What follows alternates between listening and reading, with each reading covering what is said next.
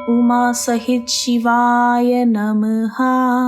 नमस्कार दोस्तों, आज मैं आप सभी के समक्ष सोमवार के दिन भगवान शिव की कथा प्रस्तुत कर रही हूँ। आइए शुरू करते हैं। बोलो शिव शंकर भगवान की जय। पुराने समय की बात है। एक नगर में एक साहूकार रहता था। उसके घर में धन धान्य की कोई कमी नहीं थी, परंतु उसकी कोई संतान नहीं थी, जिस कारण वह बहुत दुखी था।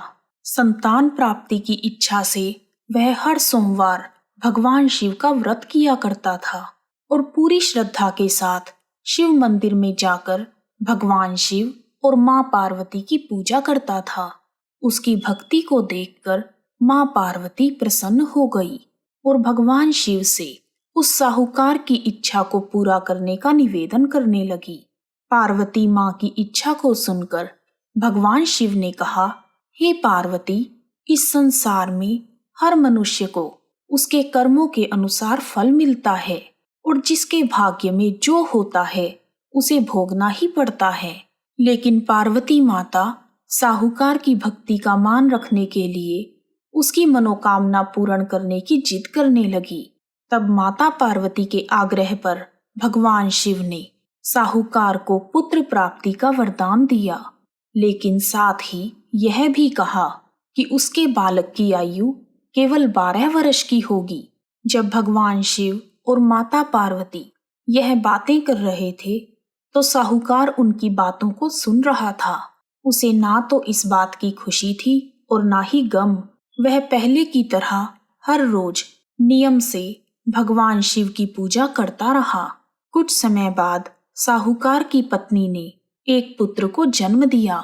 जब वह बालक 11 वर्ष का हुआ तो उसे पढ़ने के लिए काशी भेजा गया।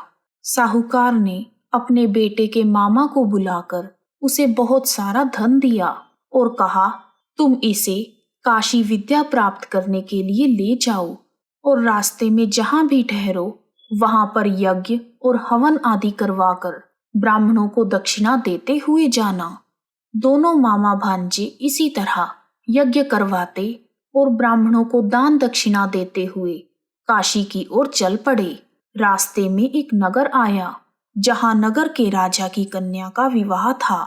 जिस राजकुमार के साथ उसकी शादी होने वाली थी वह एक आंख से काना था। राजकुमार के पिता ने अपने पुत्र के काना होने की बात को छुपाने के लिए एक चाल सोची। साहूकार के बेटे को देखकर उसके मन में विचार आया, क्यों ना इस लड़के को दूल्हा बनाकर राजकुमारी के साथ शादी करवा दूं और विवाह के बाद इसको धन देकर विदा कर दूंगा और राजकुमारी को अपने नगर ले जाऊंगा। फिर लड़के को दूल्हे के वस्त्र पहनाकर राजकुमारी के साथ विवाह करवा दिया। लेकिन साहूकार का बेटा बहुत ही ईमानदार था। उसे यह बात ठीक नहीं लगी। उसने मौका देखकर राजकुमारी की चुन्नी पर लिखा कि तुम्हारा विवाह मेरे साथ हुआ है, लेकिन जिसके साथ तुम्हें भेजा जा रहा है वह एक आंख से काना है। मैं तो काशी पढ़ने के लिए जा रहा हूँ।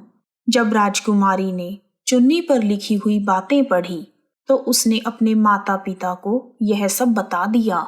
राजा ने अपनी बेटी को विदा नहीं किया और बारात वापस चली गई। दूसरी ओर साहूकार का बेटा और उसका मामा काशी में पहुंच गए।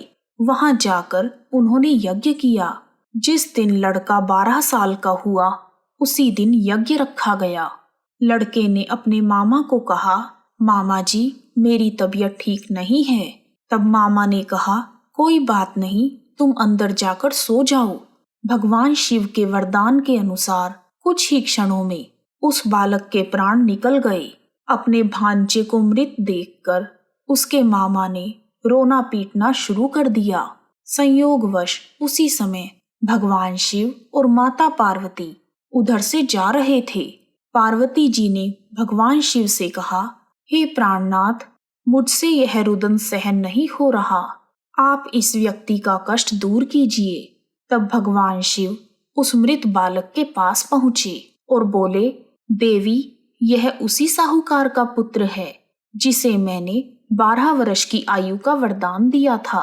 अब इसकी आयु पूरी हो गई है, लेकिन माता का हृदय तो कोमल होता है। ममता से भरी हुई माँ पार्वती ने कहा, हे महादेव, आप इस बालक को और आयु देने की कृपा करें, नहीं तो इसके वियोग में इसके माता पिता तड़प तड़प कर मर जाएंगे। माता पार्वती के आग्रह पर भगवान शिव ने उस लड़के को जीवित होने का वरदान दिया और वह लड़का जीवित हो गया। बोलो शिव शंकर भगवान की जय। शिक्षा पूर्ण करके वह लड़का अपने मामा के साथ अपने नगर की ओर चल दिया। दोनों चलते हुए उसी नगर में पहुंचे जहां उसका विवाह हुआ था। उन्होंने वहां पर यज्ञ का आयोजन किया। लड़के के ससुर ने उसे पहचान लिया और महल में ले जाकर उसकी आव भगत की और खुशी खुशी अपनी पुत्री को उसके साथ विदा किया। इधर भूखे प्यासे रहकर साहूकार और उसकी पत्नी अपने बेटे का इंतजार कर रहे थे। उन्होंने प्रण कर रखा था कि यदि उन्हें अपने बेटे की मृत्यु का समाचार मिला तो वह भी प्राण त्याग देंगे। तभी किसी ने आकर बताया कि तुम्हारा बेटा अपने मामा और अपनी पत्नी के साथ घर पहुंचने वाला है। साहूकार और उसकी पत्नी को विश्वास ना हुआ। थोड़ी देर बाद ही उनका बेटा अपनी पत्नी और मामा के साथ घर पहुंच गया और उसने अपने माता पिता को प्रणाम किया।